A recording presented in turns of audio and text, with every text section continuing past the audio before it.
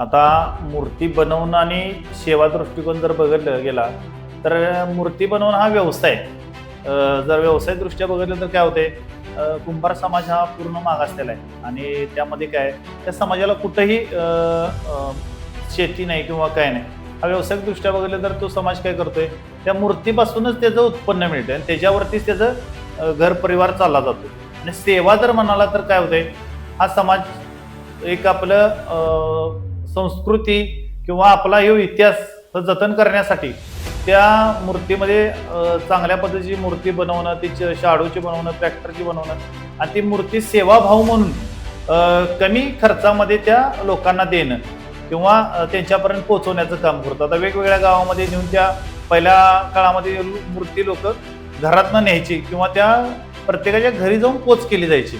अशा पद्धतीने देखील सेवाभाव म्हणून कुंभार समाजाच्या मूर्तीकडे बघत असतो.